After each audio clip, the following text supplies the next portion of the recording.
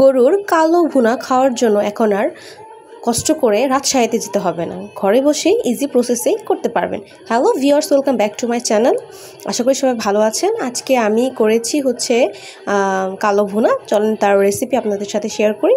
এখানে হচ্ছে আমি 1 কেজি পরিমাণ মাংস নিয়েছি, সাথে আদা, জিরা আর সব রকম গরম মশলা আর হলুদ, মরিচ গুঁড়ো সব কিছু দিয়ে এখন হচ্ছে 2 কাপের মতো আমি পেঁয়াজ নিয়েছি কুচি দিয়ে। আমি হচ্ছে এখন তেল দিয়ে এটাকে ভালোভাবে মেখে 2 ঘন্টার জন্য ম্যারিনেট করে রেখে দেব।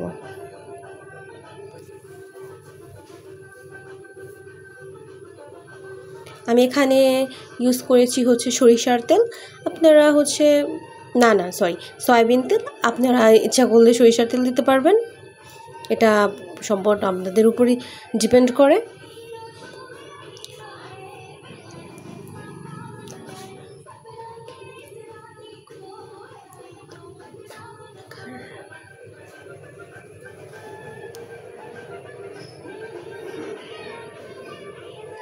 কিন্তু আমি 2 ঘন্টা ম্যারিনেট করে রেখেছিলাম। এখন আমি একে হালকা অল্প আঁচে রান্না করব।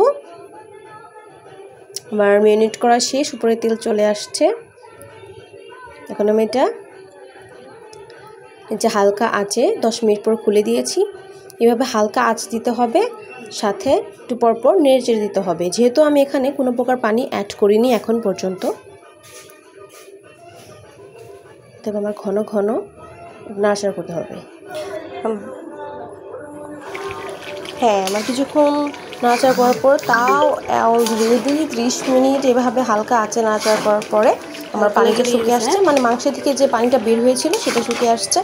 এখন আমি এখানে যেহেতু তেল চলে আসছে, আমার কষানো হয়ে গেছে। এখন আমি এখানে হালকা একটু পানি অ্যাড করব, যে আমি অ্যাড করেছি।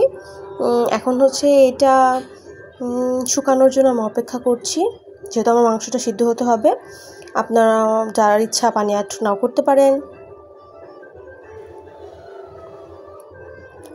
এই পর্যায়ে আমি হচ্ছে দিয়ে দিব, আমার মানে ঝোলটা আরও টেনে আসছে। এখন আমি কালো ভুনার যে অরিজিনাল যে মশলাটা, মাংসটা কালো হবে আস্তে আস্তে, ওই মশলাটা দিয়ে দিলাম, সিক্রেট মশলা।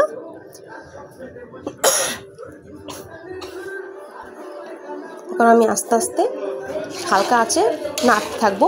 এই মাংসটা আমি যত নাড়াচাড়া করব, এই মাংসটি ঠিক ততটাই কালো কুচকুচে রং ধারণ করবে। এই কালো ভুনার যেটাই বলেন আপনারা, এইটার হচ্ছে মেইন যে মজা করার পদ্ধতি, সেটাই হচ্ছে আস্তে আস্তে তাপ হবে, মাংসটা ভাজা ভাজা হবে, একদম কালো কুচকুচে যখন হয়ে যাবে তখন মাংসটা হয়ে যাবে। আমারটা আপনারা ভালোভাবে ভিডিওটা দেখলে বুঝতে পারবেন যে আমি হচ্ছে এটা মাংসের যত তাপ হচ্ছে, কালারটা আস্তে আস্তে ধীরে ধীরে আরও গাঢ় হচ্ছে। আমি এই মাংসটা 2.5 থেকে 3 ঘন্টা রান্না করেছি হালকা আছে। তো প্রায় হয়ে আসছে, আমার হয়েই গেছে রান্নাটা। দেখেন মাংসের কালার একদম কুচকুচে হয়ে আসছে, সাথে তেলও ভেসে আসছে। তোমার রান্নাটা ফুল রেডি।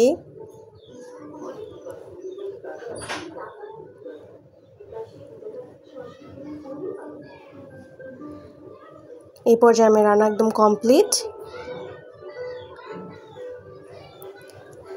এই তো মাংসটা, এইটা আমার কাছে সবথেকে ভালো লাগে গরম ভাতের সাথে, একটু লেবু, সাথে একটা কাঁচামরিচ, সাথে গরম ভাত, ভাপ ওঠা গরম ভাত যেটাকে বলে, মানে একদম ইয়ামি। আপনারা বাসায় ট্রাই করে দেখতে পারেন। ভাতে ছাড়াও আপনারা এটা পোলাওয়ের সাথে, পরোটা দিয়ে খেতে পারবেন। পরোটা দিয়ে অনেক ভালো লাগে, আপনারা বাসায় ট্রাই করতে পারবেন। এটা আমার ভিডিওটা হচ্ছে নেক্সট দিন সকালে আমি রুটি করছিলাম। দেখেন তারপরের দিন আরও বেশি কালো কুচকুচু হয়ে গেছে, আরও ভাজা ভাজা হয়েছে। এই মাংসটা একটাই কি, আপনি যত যেটাকে তাপ দিবেন বারবার, তত বেশি মজা হবে।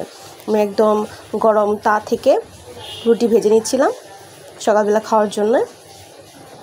তো কমপ্লিট, আমি দেখছিলাম রুটিটা খেতে কেমন লাগে।